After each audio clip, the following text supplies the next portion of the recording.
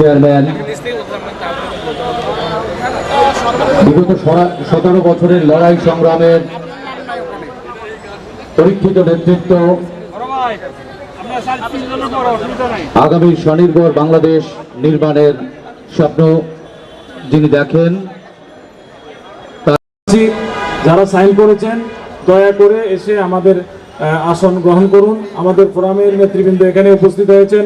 জাতীয়তাবাদী দল বিএনপি ভাই, চেয়ারপারসনের উপদেষ্টা ফরহাদ আলীম রুনার ভাই, আমাদের বিএনপি চেয়ারপারসনের বিশেষ সহকারী অ্যাডভোকেট শামসুর রহমান শিমুল বিশ্বাস ভাই, কবির আব্দুল হাই শিকদার ভাই, আমাদের সম্মিলিত পেশাজীবী পরিষদের সাধারণ সম্পাদক সদস্য সচিব, তোমার দরবারে আমরা অনেকগুলো হাত তুলেছি। মেহরবান খোদা, দয়াল খোদা, তুমি আমাদের সকলের ঘোরাফোটা মাফ করে দাও। হায় আল্লাহ, দয়া করে মেহরবানি করে হায় আল্লাহ, তুমি আমাদের যত নেক আমল আছে সেগুলোকে তুমি কবুল করো মাওলানা। হায় আল্লাহ, গণ্যমান্য অনেক রাজনৈতিক নেতৃত্ব হায় আল্লাহ, অন্যান্য হায় আল্লাহ নেতৃবৃন্দ এখানে আসেন হায় আল্লাহ, তাদের সবাইকে তুমি হায় আল্লাহ সহযোগিতার সাথে তার সাথে হায় আল্লাহ তুমি জাতির খেদমত করা তৌফিক দান করো, তাদের হায়াত দাস। ঢাকা সাংবাদিক ইউনিয়নের বার্ষিক সাধারণ সভায় আজকের এই উদ্বোধনী সেশনে প্রধান অতিথি হিসাবে সংযুক্ত হবেন বাংলাদেশের তারুণ্যের অহংকার, বাংলাদেশ জাতীয়তাবাদী দলের ভারপ্রাপ্ত চেয়ারম্যান জনাব তারেক রহমান। বিশেষ অতিথি হিসাবে উপস্থিত থাকবেন বাংলাদেশ জাতীয়তাবাদী দল বিএনপির মহাসচিব জনাব মির্জা ফখরুল ইসলাম আলমগীর।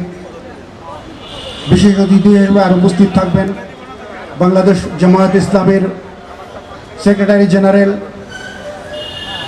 সাবেক এমপি অধ্যাপক মিয়া গোলাম পরোয়ার। উপস্থিত রয়েছেন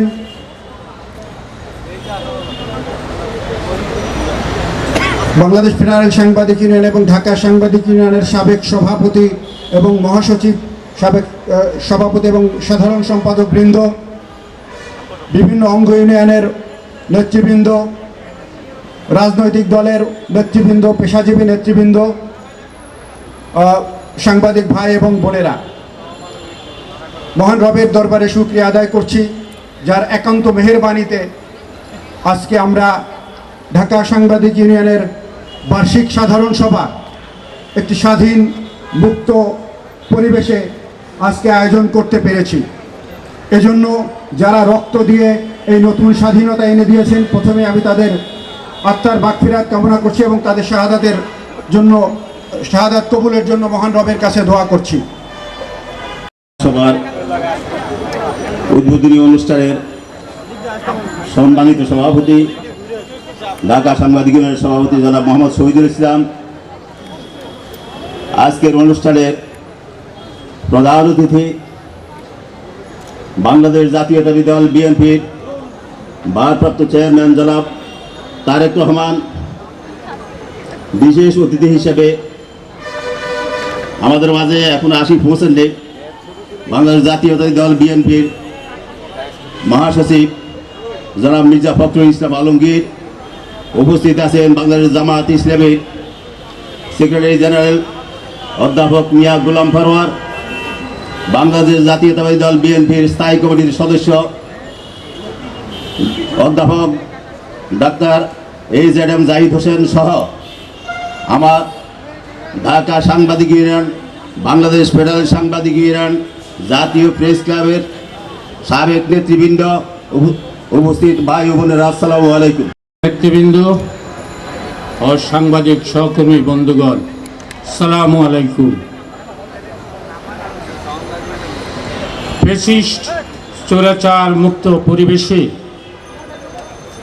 আজকের এই সুন্দর আয়োজনের জন্য ঢাকা সাংবাদিক ইউনিয়নকে অনেক অনেক ধন্যবাদ ও অভিনন্দন। আমার অত্যন্ত ভালো লাগছে এটা ভেবে যে অতীতে যারা আজকের যিনি প্রধান অতিথি, তার বক্তব্য সংবাদপত্রে গণমাধ্যমে নিষিদ্ধ করেছিল। আজকে তিনি আমাদের এই সভার প্রধান অতিথি, এটাই আমার চেয়ে বড় প্রাপ্তি, আমার কাছে সবচেয়ে বড় আনন্দের, আমার কাছে সবচেয়ে ভালো লাগছে। আমি শুধু জানতে চাই, যে বিচারক এই রায় দিয়েছিলেন, দেশনেত্রী বেগম খালেদা জিয়াকে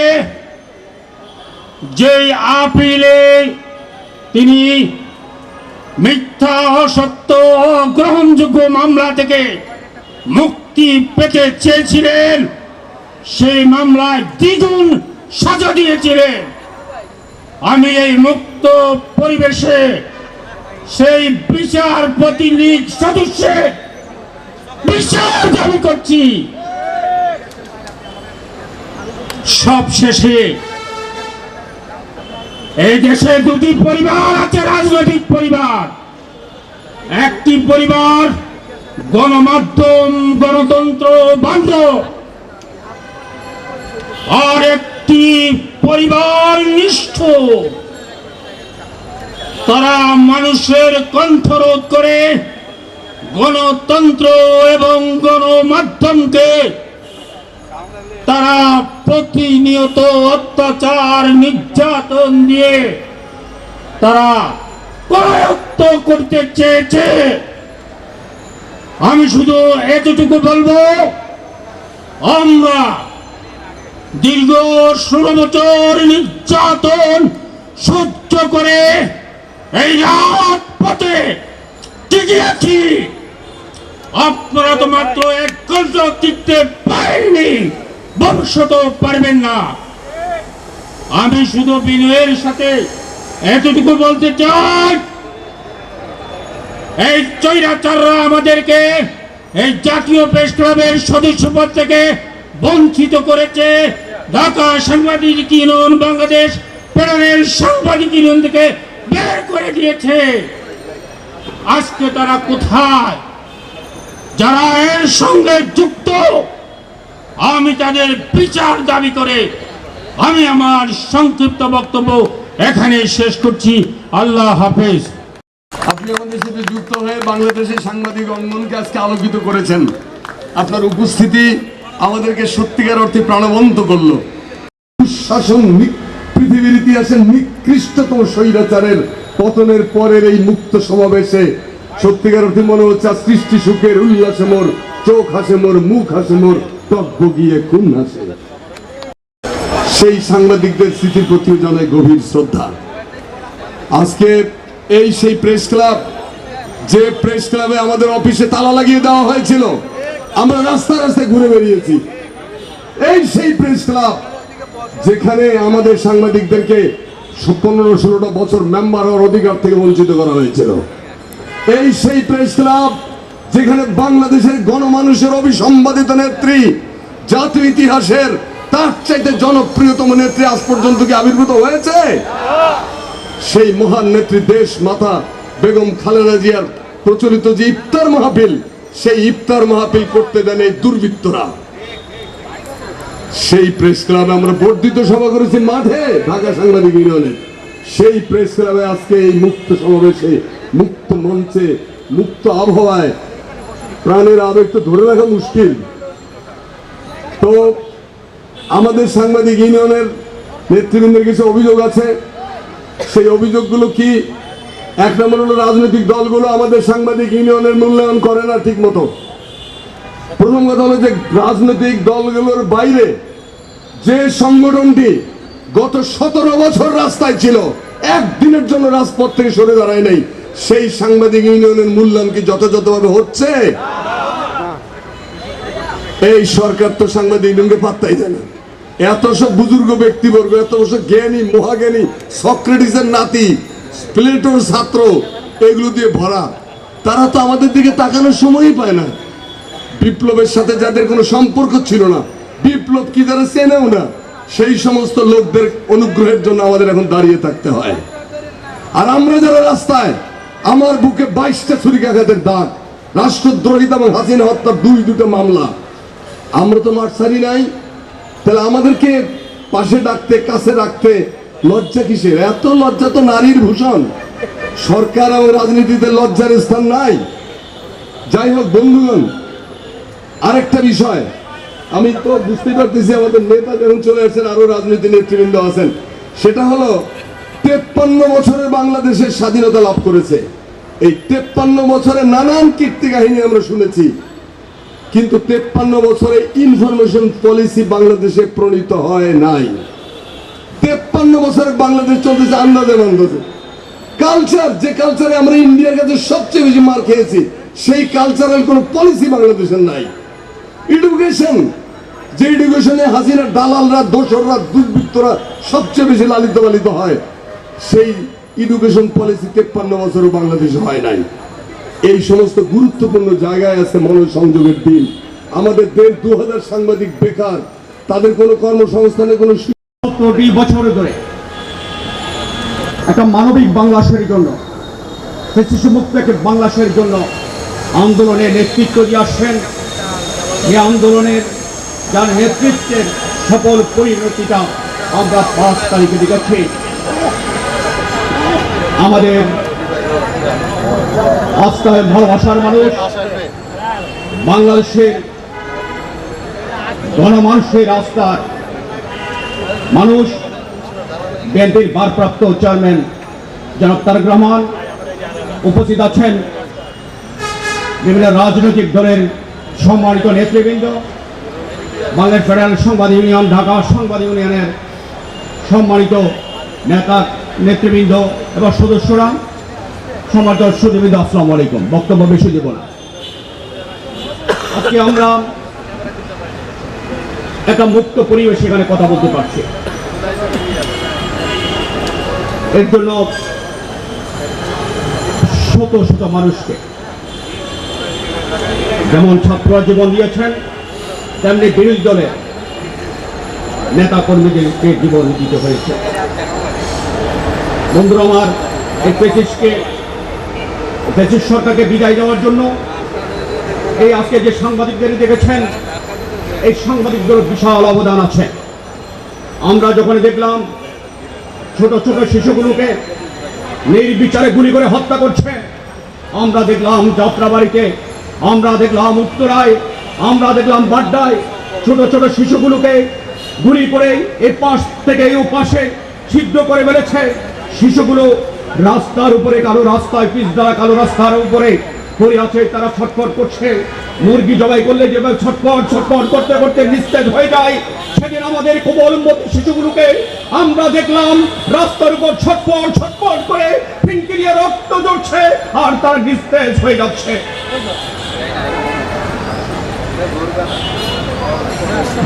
কি দেখলাম?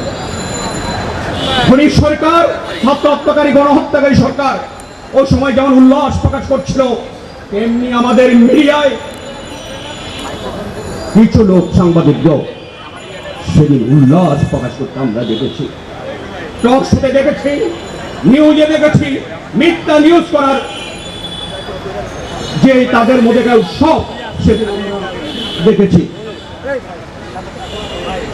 বন্ধুরা আমার, এই ফ্যাসিস্টদের দোষরদেরকে আমরা ক্ষমা করি কি করি? এদেরকে যদি আমরা ক্ষমা করি, শত শহীদের রক্তের সাথে বড় বেইমানি হয়ে যাবে, সেটা আমরা করতে পারি না। সেই অভিযান জাতীয় প্রেস ক্লাব থেকে শুরু হয়েছে। নিশ্চয়ই আপনারা স্বাধীনভাবে একটি অনুষ্ঠানের পর্যন্ত আয়োজন করতে পারিনি। বাংলাদেশ ফেডারেল সাংবাদিক ইউনিয়নের নেতৃত্বে থাকার কারণে বিগত 16 বছরে বিভিন্ন সময়ে আমরা আমাদের যে বার্ষিক আয়োজন, ঢাকা সাংবাদিক ইউনিয়নের আয়োজন, সেগুলো আমরা যখন করতে গিয়েছি, সেখানে এই ফ্যাসিবাদের দোসর জাতীয় প্রেস ক্লাবের নেতৃত্ব আমাদেরকে বাধা দিয়েছে। আপনারা শুনেছেন কিভাবে আমাদের দেশনেত্রী বেগম খালেদা জিয়া যখন একটি ইফতার মাহফিলে আসবেন, আমরা এখানে প্যান্ডেল করার চেষ্টা করেছিলাম, কিন্তু রাতে 3টা পর্যন্ত আমরা ইউনিয়ন অফিসে বসে যখন প্যান্ডেল করার চেষ্টা করছি, সেই ফেসিবাদের দোসররা সারা রাত বসে থেকে এখানে সেই প্যান্ডেলটি ভেঙে দিয়েছিল। আমাদেরকে বাধ্য হয়ে সেই অনুষ্ঠানটি করতে হয়েছিল সেই সুপ্রিম কোর্টের অডিটোরিয়ামে।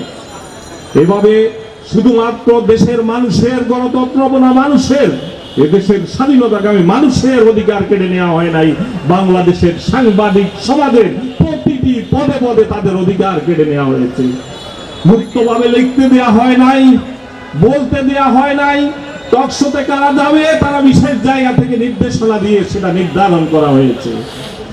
একটি লেখা যদি ভিন্ন মতের হতো তাহলে পরের দিন তাকে বিশেষ জায়গায় দাওয়াত দিয়ে চা খাওয়ার দাওয়াতের নামে তাকে পরবর্তীতে যাতে আর কখনো এই কাজ না করে এভাবে না লেগে সেই হুমকি দেওয়া হয়েছে। এমন একটি দুঃসহ দুর্বিষহ পরিবেশ থেকে আমরা গত 5ই আগস্ট মুক্তি পেয়েছি। আমি আজকে শ্রদ্ধার সাথে স্মরণ করছি 5ই আগস্টের পূর্বাপর যেসব শহীদ হয়েছেন তাদের প্রতি, তাদের স্মৃতির প্রতি শ্রদ্ধা জানাচ্ছি, রুহের মাগফিরাত কামনা করছি। একই সঙ্গে গত 15 বছরে 60 জনের অধিক যে সাংবাদিক এই বাংলাদেশে মুক্ত সাংবাদিকতা করতে গিয়ে জীবন দিয়েছে তাদের রুহের মাগফিরাত কামনা করছি। প্রত্যেকটি মাসে গত 15 বছরে 25 থেকে 30 জন করে সাংবাদিককে নির্যাতন করা হয়েছে, নিপীড়ন করা হয়েছে, মামলা দেওয়া হয়েছে এবং অনেক সাংবাদিক পঙ্গু হয়ে গেছেন গত 15 বছরে। আজকের প্রধান অতিথি জানেন, তিনি অনেককে নানানভাবে সহায়তা দিয়েছেন, সহযোগিতা করেছেন। বিগত এই আমাদের চূড়ান্ত আন্দোলনে গণ অভ্যুত্থানে অনেকে বলে থাকেন 5 জন সাংবাদিক শহীদ হয়েছেন, আসলে এই সংখ্যাটি 6 জন। আমরা কল্যাণ ট্রাস্ট থেকে কাজ করতে গিয়ে দেখেছি যে হবিগঞ্জে একজন সাংবাদিক নিহত হয়েছেন, শহীদ হয়েছেন, তার নামটি এখান থেকে বাদ পড়েছে। 6 জন সাংবাদিক শহীদ হয়েছেন, 350 সাংবাদিক এই গণ অভ্যুত্থানের সাংবাদিকতা করতে গিয়ে পেশাগত দায়িত্ব পালন করতে গিয়ে তারা হামলার শিকার হয়েছেন। আমরা তাদের প্রতিও সহানুভূতি জানাচ্ছি, যারা আজকে চিকিৎসা নিচ্ছেন, তারা পঙ্গু, অনেকে পঙ্গুত্ব বরণ করেছেন, অনেকে ঢুকে ঢুকে মরছেন, অনেকে তাদের সংসার বিপন্ন হওয়ার অবস্থা রয়েছে। বন্ধুরা, আজকে এই ঢাকা সাংবাদিক ইউনিয়নের এই আয়োজনে যিনি প্রধান অতিথি হিসেবে এসেছেন, এই পরিবার, এই জিয়া পরিবার বাংলাদেশের স্বাধীন হওয়ার পর থেকে আওয়ামী ফ্যাসিস্ট দল যতবার সাংবাদিকতাকে শৃঙ্খলিত করতে চেয়েছে, যতবার সংবাদপত্র বন্ধ করেছে, ততবার এই দলের যারা দায়িত্বে ছিলেন শহীদ রাষ্ট্রপতি জিয়াউর রহমান, বেগম খালেদা জিয়া সাংবাদিকতাকে শৃঙ্খল মুক্ত করেছেন, সংবাদপত্রকে শৃঙ্খল মুক্ত করেছেন। বাকশাল কায়েম করার পর যখন সকল সংবাদপত্র বন্ধ করে দেওয়া হয়, তখন শহীদ রাষ্ট্রপতি জিয়াউর রহমান ক্ষমতায় এসে তাকে যখন সেই 7ই নভেম্বরের অভ্যুত্থানের মধ্য দিয়ে সিপাহী জনতা ক্ষমতায় নিয়ে আসে, তখন সংবাদপত্র, সংবাদ মাধ্যমকে সে অবারিত করে দিয়েছিলেন। আবার দেশনেত্রী বেগম খালেদা জিয়া যখন 91 সালে ক্ষমতায় আসেন, তার আগে স্বৈর শাসকের বিভিন্ন সংবাদপত্র বন্ধ করে দিয়ে হাজার হাজার সাংবাদিককে বেকার করে দিয়েছিল। বেগম খালেদা জিয়া এসে আরেকবার সংবাদপত্রকে, সংবাদ মাধ্যমকে মুক্ত করে দিয়েছেন। 2001 সাল থেকে 2006 সাল পর্যন্ত একইভাবে বিএনপির সময়ে কোনো সংবাদপত্র বন্ধ হয়েছে এমন কোনো নজির নাই। কোন সাংবাদিক অন্যায়ভাবে গ্রেপ্তার হয়েছে, হামলা মামলার শিকার হয়েছে এমন কোনো নজির নাই। বন্ধুরা, বিএনপি হচ্ছে সংবাদ মাধ্যম বান্ধব একটি রাজনৈতিক দল। সেই দল আগামীতে ক্ষমতাসীন হলে আমরা বিশ্বাস করি সংবাদ মাধ্যমের যে দুঃসহ সময়, সেই সময় থেকে বাংলাদেশের সাংবাদিকরা এবং সংবাদ মাধ্যম মুক্তি পাবে স্থায়ীভাবে, এবং সেই জন্য একটি মিডিয়া কমিশন হয়েছে। আমরা বিশ্বাস করি তার মাধ্যমে এটা স্থায়ী রূপ দেওয়া হবে। তারা আছে সময়ের, আর কথা না বাড়িয়ে শুধু এটুকু বলতে চাই, আমার শেষ কথা হচ্ছে বিএনপি এবং জামাতে ইসলামী আগামী দিনের ক্ষমতার প্রতিদ্বন্দ্বী রাজনৈতিক দল হিসেবে দৃশ্যমান। এই দুটি দলের কাছে আমাদের আহ্বান থাকবে, আপনাদের মধ্যে কোন রকম বিভাজন বাংলাদেশের মানুষের ভাগ্যাকাশে যাতে আবার কালো মেঘের ঘন ঘটনা আসে। আপনাদের মধ্যকার ঐক্য আন্দোলনে যেমন ইস্পাত কঠিন ঐক্য ছিল, আপনাদের শেষ দিন পর্যন্ত ফেসিবাদ যাতে ফিরে আসতে না পারে, আপনাদের মধ্যে ঐক্য থাকলেই বাংলাদেশের স্বাধীনতাকামী, মুক্তিকামী সাংবাদিক সমাজ শক্তি পাবে। আপনাদের কাছে এই প্রত্যাশা রেখে আমি আমার বক্তব্য শেষ করছি। আপনাদের সকলকে ধন্যবাদ। সাধারণ সভায় আজকে অন্তত একটি সর্বসম্মত মত আগামী দিনে ব্যাপক পরিসরে ক্ষতিগ্রস্ত বিপর্যস্ত, বেকার, নিগৃহীত, শহীদ এবং আহত সাংবাদিক পরিবারের জন্য কল্যাণ ট্রাস্ট রয়েছে। এই কল্যাণ ট্রাস্টকে আরো সমৃদ্ধ করার জন্য সকল সাংবাদিক বৃন্দ ঐক্যবদ্ধভাবে পদক্ষেপ গ্রহণ করতে হবে এবং বর্তমান সরকার যেন এমন একটি ফান্ড এখানে দেন, যে ফান্ড আগামী দিনে, যে তহবিল আগামী দিনে সাংবাদিকদের সুরক্ষা এবং বিপদকালীন সময়ে এবং অবসরকালীন সময়ের জন্য তাদেরকে মর্যাদাপূর্ণভাবে বসবাস করার জন্য একটি অবস্থা তৈরি করে দেবে। সেই ধরনের একটি ব্যবস্থা করার জন্য আমি ইউনিয়নকে এবং রাষ্ট্রের কাছে আমি দাবি জানাচ্ছি। সবাইকে ধন্যবাদ। আল্লাহ হাফেজ। বিশেষ করে এই শীতের সকালে অসাধারণ একটি মিলন মেলায় পরিণত করেছে। যে সাংবাদিক ভাইরা তৃণমূল থেকে, একজন মধ্যে একেবারে ইউনিয়ন থেকে জাতীয় পর্যায় পর্যন্ত এখানে এসেছেন, অনেক সাংবাদিক এই প্যান্ডেলের বাইরেও অবস্থান করছেন, তারাও আজকের এই সাধারণ সভাটি অংশগ্রহণ করে তারা যে আনন্দ পাচ্ছেন, সবকিছু মিলিয়েই মনে হচ্ছে কি মুক্ত পরিবেশে অনেকদিন পর এই সভাটি এখানে অনুষ্ঠিত হচ্ছে উন্মুক্ত প্রাঙ্গণে। এভাবে সভা করা খুব মুশকিল ছিল। আমি একবার দেশনেত্রী বেগম খালেদা জিয়ার সাথে আপনাদের এই সভায় উপস্থিত হয়েছিলাম, দর্শক সারিতে বসে বক্তব্য শুনছিলাম। আমি শুনেছি, যেটা আমি একবার এসেছিলাম ওনার সাথে, আর সিনিয়র সাংবাদিকদের কাছে শুনেছি প্রায় দেশনেত্রী বেগম খালেদা জিয়া আপনাদের এই সভায় এখানে আসতেন, আবার রমজান মাসেও আপনাদের একটি ইফতার পার্টিতে আসতেন। কেন জানি এই প্রেস ক্লাবের সাথে জাতীয়তাবাদী শক্তির একটি নিবিড় সম্পর্ক রয়েছে। এই প্রেস ক্লাব, যে জায়গাটি, যে ভবনটি শহীদ রাষ্ট্রপতি জিয়াউর রহমানের, এখানে তার ছোঁয়া আছে, তার অবদান আছে, দেশনেত্রী বেগম খালেদা জিয়ারও অবদান আছে। আজকে তাদেরই জ্যেষ্ঠ পুত্র প্রধান অতিথি হিসাবে এখানে উপস্থিত রয়েছে। ফলে কোনো বিচ্ছিন্ন কেউ এখানে নয়। আমরা যারা পেশাগত সাংবাদিকতার সাথে জড়িত নই, আমাদেরও কেন জানি একটা সাহসের জায়গা, অভয়ের জায়গা, আমাদের আশ্রয়ের জায়গা মনে হতো যখন দেশের মধ্যে নেমে আসে ভয়ঙ্কর নিপীড়নের সময়। আমরা এই প্রেস ক্লাব থেকেই অনেক সময় নিজেদেরকে এখানে লুকিয়ে রাখতে সক্ষম হয়েছে। এই অর্থে যেমন একটি ঘটনার কথাই বলি, হঠাৎ শুনছি সন্ধ্যার সময়, ঠিক 14 নির্বাচনের আগে, 2014 নির্বাচনের আগে সোনারগাঁ থেকে একটি প্রোগ্রাম শেষে barrister Moudud Ahmed, barrister Rafiqul Islam, MK Anwar সাহেব, সব দেশের জ্যেষ্ঠ নেতৃবৃন্দ গ্রেপ্তার হয়ে গেলেন। আরও বিভিন্ন জায়গা থেকে গ্রেপ্তার হচ্ছে। তার পরক্ষণেই শুনছি যে আমাদের party office police, BDR, RAB ঘিরে ফেলেছে, একটা মাছি পর্যন্ত ঢুকতে পারছে না। সবুজ ভাই তখন সভাপতি, আমি অনুরোধ করলাম যে কোনো একটি স্পেস দেন, কমপক্ষে সাংবাদিকদের সাথে কথা বলতে পারে, এটা প্রতিবাদ জানাতে পারে। হঠাৎ করে এই ধরনের ক্র্যাক ডাউন কেন শুরু হলো? এটা সরকারের একটি পরিকল্পনার অংশ, যে নির্বাচনের আগে একেবারে বিরোধী শূন্য করার একটা প্রক্রিয়া, সেটা আমরা ঠিক বুঝতে পারছি। কিন্তু হঠাৎ করে এই ক্র্যাক ডাউন, সবুজ ভাই আমাকে বড় হলটি দিলেন, বলে যে আপনি এখানেই করেন, তারপরে দেখা যাবে পরিস্থিতি কী হয়। তারপর যাই হোক, ওখানে দৌড়ে আসলাম, সব সাংবাদিকদের ডাকলাম, একটা খুব বড় ধরনের প্রতিবাদ করলাম সাংবাদিক সম্মেলনের মধ্যে দিয়ে। আমি আর বেরোতে পারছি না, কোনোভাবেই বেরোতে পারছি না।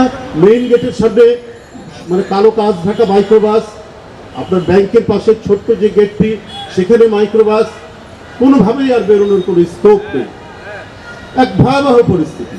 এখান থেকে উত্তরণ ঘটাবো কী করে, নিজেকে পার্টি অফিসে ঢুকবো কী করে, এটাই আমার মাথার মধ্যে কাজ করতে লাগলো। যাই হোক, রাত্রি 3:50 পর্যন্ত প্রেস ক্লাবে অবস্থান করলাম। প্রেস ক্লাবের অন্যান্য সাংবাদিক ভাইরা অত্যন্ত আন্তরিকতার সাথে সে আশ্রয় দিলেন। তারপরে ফাঁক বুঝে গাড়িতে করে আমি এখান থেকে বিদায় হল। সেই যে আশ্রয়, গণতান্ত্রিক কামী মানুষকে আশ্রয়ের জায়গা হিসেবে আমরা প্রেস ক্লাবকে মনে করতাম। প্রেস ক্লাব ছিল সত্যিকার অর্থে সব সময়, সব যুগে যারা ন্যায়ের পক্ষে, সত্যের পক্ষে, সরকারি নিপীড়নের বিরুদ্ধে যারা আওয়াজ তোলে, যারা প্রতিবাদ করে, তাদের একটি আশ্রয়ের জায়গা। কিন্তু ক্রমান্বয়ে ফ্যাসিবাদের থাবা আপনার ইউনিয়ন থেকে শুরু করে সারা দেশে যখন ব্যপ্ত হতে শুরু করলো, বিশ্ববিদ্যালয় যখন ফ্যাসিবাদের প্রচণ্ড থাবার মুখে পড়ে একের পর এক ছাত্ররা দুনিয়া থেকে চলে যাচ্ছে, আবরার সহ, তখন প্রেস ক্লাবও যেন সেখান থেকে বাদ পড়লো না। এই প্রেস ক্লাব থেকে অত্যন্ত অভদ্র, অশিষ্টের মতো আমাদের পার্টির মহাসচিব মির্জা ফখরুল ইসলাম আলমগীরকে গ্রেপ্তার করা হলো এবং একজন সিনিয়র সাংবাদিক এই গ্রেপ্তারের পিছনে আমরা প্রকাশ্যে, আমরা তখন লুকিয়ে আছি, পালিয়ে আছি, গোপনে আমরা স্টেটমেন্ট লিখে পাঠাচ্ছি সাংবাদিকদের কাছে। আমাদের কালকের কর্মসূচি 48 ঘন্টার অবরোধ, 72 ঘন্টার অবরোধ, হরতাল, এটা ক্রমাগত আমরা তখন এইভাবে দিচ্ছি। প্রকাশ্যে বেরিয়ে পার্টি অফিস থেকে আমরা কোনো কাজ করতে পারছি না, তারা পার্টি অফিস অবরুদ্ধ। এইরকম পরিস্থিতিতে সাংবাদিক যারা এর মধ্যেও লড়াই করেছেন, তারা আমাদেরকে সহযোগিতা করেছেন। কিন্তু যে সিনিয়র সাংবাদিক, নাম বলতেও পারি, ইকবাল সোবহান চৌধুরী, তিনি যে ন্যাক্কারজনক ভূমিকাটা পালন করলেন, মনে হচ্ছে পুলিশকে ডেকে নিয়ে তিনি মহাসচিবকে ধরিয়ে দিলেন। এই পরিস্থিতি আমরা দেখেছি।